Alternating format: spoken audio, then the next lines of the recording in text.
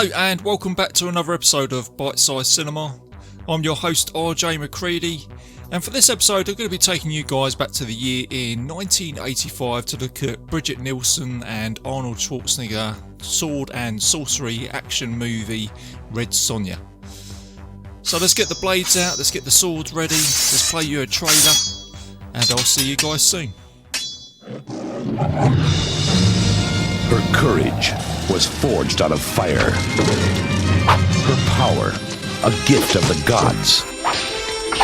Her destiny, to become a glorious new hero. Red Sonja. Only one man on Earth is man enough to win her. Don't be a fool. Try it.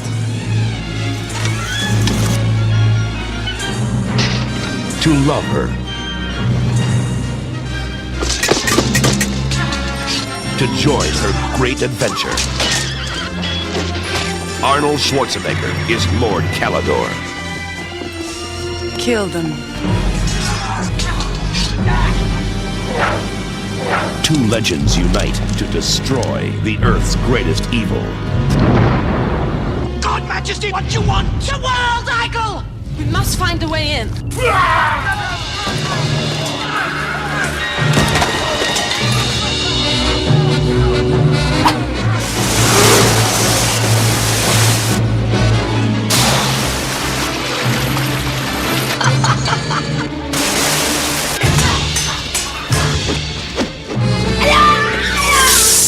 Your Highness learns fast.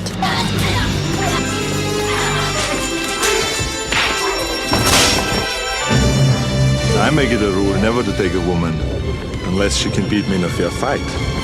Arnold Schwarzenegger. Why not? Brigitte Nielsen. A warrior. A woman. A magnificent new legend.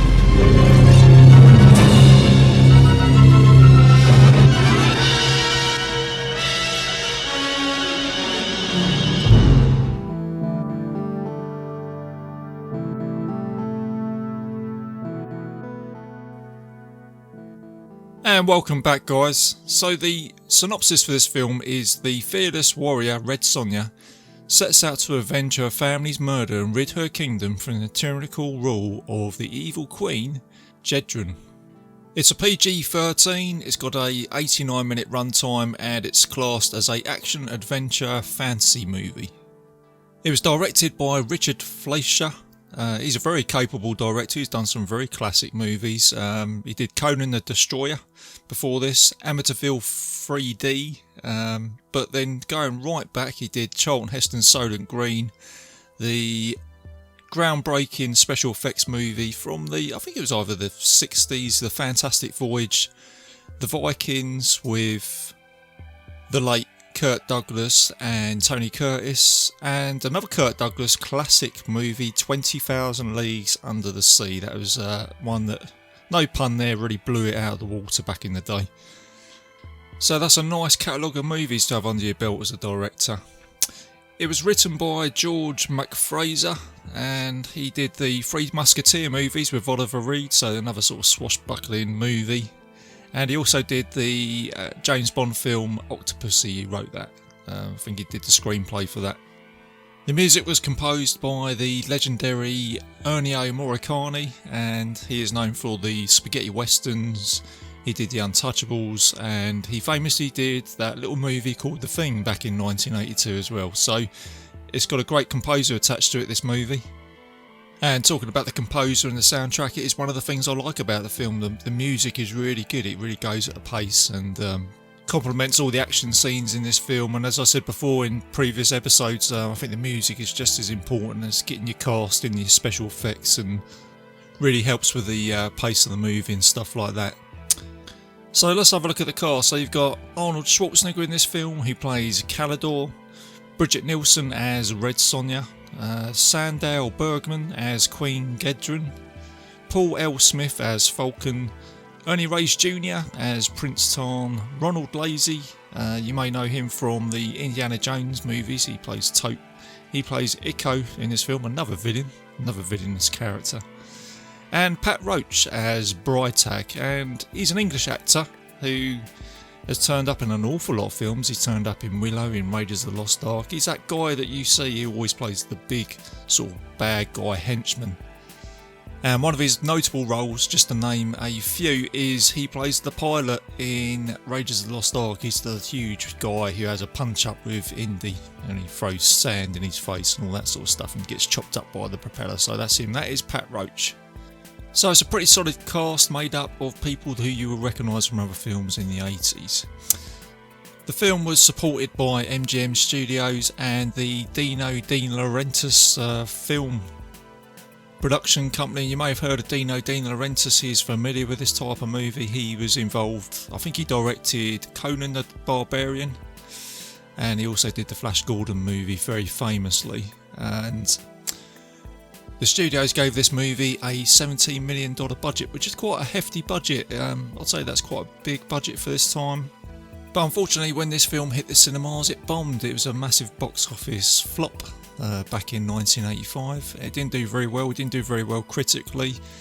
And even Arnie didn't like this film. He said to his own children, he said, if you don't do as you're told, we're going to make you watch Red Sonja, which I'm quite surprised, because I quite like this film. I'll get into that a little bit later, but everybody I speak to, even if I post it online, a lot of people say, oh, it's Red Sonja, I like this movie. So I'm quite surprised that it bombed. I thought it probably did a little bit better than it did.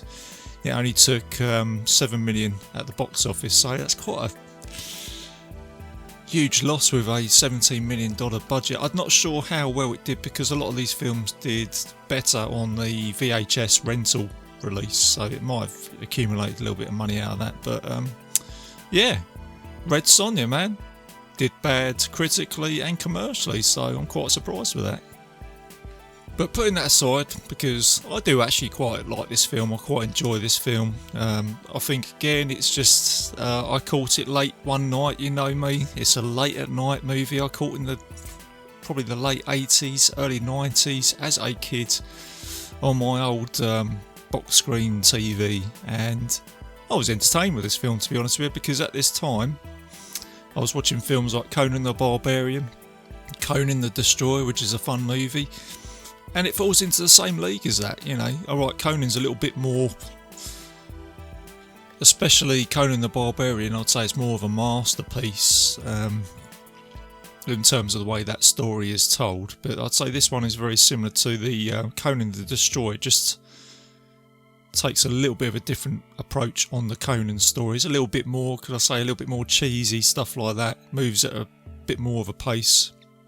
Characters are more comical but always likeable. And are you entertained with these films? Yeah, of course you are. Yeah, you can't watch Red Sonja and not be entertained, I don't think. You might not like it, you might say that wasn't a very good film, but are you entertained? I'd give it that, yeah, definitely. And I think one of the most important things that goes for this film, and it's not the special effects or the acting or the soundtrack or anything like that, it's the actual runtime. And I think runtime in a movie is important, especially with this type of genre and style of storytelling. And this film gets very quick to the point. It tells you everything that's going on very early at the beginning of the movie, and it moves at a very quick pace. And compared to other films, which are very good, don't get me wrong, I mean, you've got The Lord of the Rings and The Hobbit, but they go on for about 3 or 4 hours. And you're still in the Shire before you've gone anywhere else by the time you got into 2 hours of the film, and you sort of thinking, yeah, you want it to move on a bit now. But I appreciate that those stories have an awful lot they want to explore. So I guess it comes down to the type of movie that you want to watch. But you need films like Red Sonja, you need films like Conan the Barbarian and Willow. Willow does the same for me. It's the same thing where it tells you everything in that 2 hours. And I suppose you could say this goes back to me watching it originally when I was, you know, a kid back in the 90s on TV. I thought this is great, you know. It's told you that there's a powerful object that needs destroying, it's going to destroy the world, and all of a sudden you've got the characters, you've got Schwarzenegger that turns up and helps along, and you just think, wow, this is great. So that's kind of what I'm saying, even though this film didn't do very well. So I think the point I'm getting to here, guys, is that if I went to the cinema today on a Friday night and watched a cheesy sword and sorcery action movie for about 80 minutes like Red Sonja, I'll tell you now, I promise you I'll be very happy and entertained, and it probably set me up for the weekend. So there you go, that's I'm kind of rounding up this movie very quickly with that, but that's kind of where I am with this film. So, but let's move on to a bit of trivia, a bit of R.J. McCready trivia for this film, and there's some good stuff here, which I found out. So, more importantly, the characters are based on the characters created by Robert E. Howard, and he created the Conan character. He did all the stories and all the comic books, or mainly all the books and that, which are adapted into comics. And Red Sonja is part of this universe. She's part of the Conan universe. She's like a spin-off or a branch. And her and Conan work together in some of those stories. And the film director for this, he actually wanted Arnold Schwarzenegger to reprise his role as Conan, and that's what he was going for, but he couldn't get the rights for that in the film world.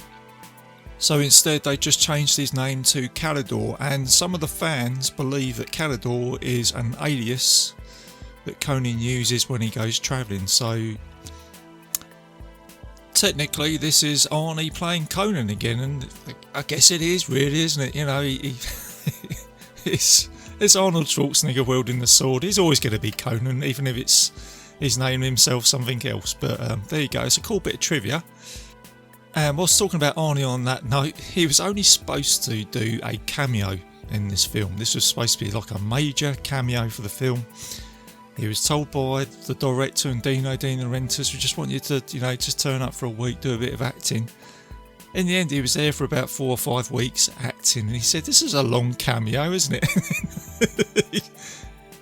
And then without Arnie realising, this cameo turned into a major role. And when you look at the poster for this film, you actually see that he actually sort of gets the main title to this film. He gets like the bigger sort of character, and he almost overshadows poor old Bridget Nielsen. But she, I'm not going to take anything away from her because she does an incredible job in this film. But there you go, guys. I didn't know that until a couple of days ago when I did I was looking at all the trivia online. So yeah, go check that out online. There's a little bit more of a story to that, but there you go. In a nutshell, he was only here for a cameo. And the other bit of trivia I got here, and this is quite cool actually, I never knew this either until a few days ago, is that Red Sonja actually has a tie-over with Sinbad and the Eye of the Tiger. That's right, guys, Sinbad and the Eye of the Tiger. They're both based in the same world, believe it or not. Maybe a little bit earlier for Red Sonja, because in Sinbad the Eye of the Tiger they have to go to the land of Hyboria, and I think it's in the sort of Northlands, and Hyboria is actually where Red Sonja is set, and it's set 10,000 years BC, just after the Ice Age. Sort of toying a little bit of history here, guys, I might be a little bit wrong there, but yeah, so Hyboria is the same location as Sinbad and the Eye of the Tiger, and when you think about it, there is a force of power in Red Sonja that they have to destroy, or else it's going to destroy the world. And in Sinbad and the Eye of the Tiger, they have to try and go to Hyboria to try and summon some ancient mystical power to try and regenerate the prince. So you get what I'm saying here, guys. There is like a little bit of a plausible thing there. So I thought that was pretty cool. So yeah, so you could have had Conan in Sinbad, they could all sort of tie over and stuff like that, which is pretty cool. So there you go. Great bit of trivia, I like that bit. And what else have I got here? Robert Rodriguez wanted to remake Red Sonja with Rose McGowan, and Rose McGowan was in Planet Terror. She's the one who had the sort of leg with the machine gun. I think she could have done a really good job with that. And I think with Robert Rodriguez, you probably would have got a really good gritty action movie there. You probably would have brought some of his charm to that. But this was kicking around in 2009. A few years later, Conan was remade. It flopped at the cinema, so Rodriguez pulled out from the project. So you have to wait and see. Would it be remade again? Possibly. We'll have to wait and find out, guys. And that's about it, guys. The last bit here is Ronald Lacey's character, the guy he was in Raiders of the Lost Ark, the creepy dude. He plays a character called Ikko, and if you change those letters around, it's actually Loki, which is based on the Norse god of evil. So again, that's kind of what the characters of Conan and Red Sonja, they're kind of based on that mythology. So there you go, guys, there's a roundup of the production of the film and some trivia and how Red Sonja got made back in 1985. So let's have a look at a bite-sized review of Red Sonja. So the film starts off with Sonja, who is left for dead by the soldiers of Queen Jedrin, who's the baddie in this movie. And being the sole survivor of a village with her parents and her brothers dead, she calls for help from the mysterious goddess Sache, who appears to her and gives her strength and conditions her agility and stamina to help her fight the evil queen. But these come with rules, and the goddess says that you can have these powers, but you must never lie with a man unless you've beaten him in fair combat. So there you go, guys. That's your building block of the film. Sonja then gets trained by a Grand Master who teaches her weapon skills, and she becomes a master swordsman herself. And then at a nearby temple, Sonja's sister is a member of the Order of Priestess, who are preparing to banish a mystical, powerful light that's become so powerful that it could destroy the world. But before they get rid of this talisman, Gendron and her army turn up and they kill the priestess and they steal the talisman. Sonja's sister is the only one who escapes, and she is mortally wounded, and after escaping she comes across Kalidor, who is played by Arnold Schwarzenegger, and he helps her find Red Sonja. And her sister's last dying words are that she explains about the talisman and that she has to try and stop the evil Queen Gendron before she destroys the world, and she has to put this talisman into total darkness. And she also says to her that it can only be touched by a woman, not a man, because if a man touches it, he will get destroyed. Kalidor offers to help Sonja out on her quest, but she refuses, and then she goes on to a now ruined kingdom of Hablok, where she meets a very sport young prince, Tarn, played by Ernie Reyes Jr. And he has a servant called Falcon who's his protector. And he tells her that Queen Gendron passed by and destroyed his city. So now he wants vengeance, and he says that I'll help you along the way as well, but only if you be my queen. So Sonja rejects this, but then the prince tells her where Gendron has gone to, and she's gone to the land of perpetual night. To get to this land, she has to go through a mountain gate, which is protected by Lord Brytak, which is played by Pat Roach. And this is armed up with all of his men, and after refusing Brytak's tender charms, shall we say, she kills him, takes his key, and then she has to fight all of his men. And to help along the way here, this is where Kalidor turns up, and you get a pretty cool action scene here with Kalidor and Sonja chopping up Brytak's men, and you get some horse riding and some sword fighting and all that sort of stuff. So yeah, it's a pretty cool action scene. So Sonja manages to escape, and again she comes across Prince Tarn, who has now been captured by some bandits and tied up into a tree, and she releases him, and then you get another scene here where she takes on the bandits. And now she has made an alliance with Prince Tarn and his bodyguard, and also the alliance of Kalidor, after she finds out that he is actually the descendant of the priestess who put the talisman into the temple, so he's kind of like a bodyguard. So along the way they're trying to get to the evil queen, and then the evil queen uses a talisman with a magician to sort of foresee what is going on, and she sees Sonja on her quest, and she conjures up a bad storm which forces our heroes into a watery cave. And you get a pretty cool scene here where they end up in a watery cavern where this mechanical beast has been unleashed by Queen Gendron. And you get Arnie, he's tackling the beast, he's like riding it like a bronco, and he's saying the only way we can take it out is by taking out its eyes. So yeah, it's a pretty good scene, and he gets a knife and he takes it out, and they manage to escape the cavern, and then this goes on to them arriving at Queen Gendron's castle. They leave the prince to protect the gates, and Kalidor and Falcon deal with the Queen's guards in the castle during like a dining hall, so you get like a pretty good fight scene there. And then you get Sonja, who confronts Queen Gendron in her council chamber, Sonja is too much of a match for Queen Gendron, and she flees to the Chamber of Lights, where the talisman is now powerful, and she takes all the power from that talisman, which causes the castle to crumble, the floors to open up, and now you've got like a pool of lava beneath the castle floor, and this is making it difficult now for Sonja to try and beat the evil queen. But Sonja manages to get the upper hand. She runs the evil queen through with a sword, and it sends her plummeting into the lava, and this is where Sonja picks up the talisman and she just throws it into the lava pool, where it blows up and it causes a chain reaction, and now the castle starts to crumble and it all blows up. And our heroes manage to escape with this castle crumbling down into that pit of fire, and ultimately saving the world from the evil queen. And that's it, guys. And then the film ends with Sonja and Canador having a little bit of a sort of heart to heart. They have a bit of a fight and then they kiss, and I guess they fall in love, and there you go. That's how the film ends. You know, that is it. That is Red Sonja. It is just 80 minutes of, as I said at the beginning of the movie, beginning of the show, guys, it sort of does exactly what it does on the tin, you know. So if you fancy watching a fun, cheesy sword and sorcery action movie with Arnold Schwarzenegger and Bridget Nielsen, go check it out. So there you go, guys. Hope you enjoyed the show. I will be returning soon for Star Wars A New Hope. I thought I'd have a chat about that movie. It's a classic, we all know about it, but I like to do my bit of trivia on there and see how Star Wars got to where it did back in 1977, because I think it was a long journey for George Lucas, but I will leave that for the next episode.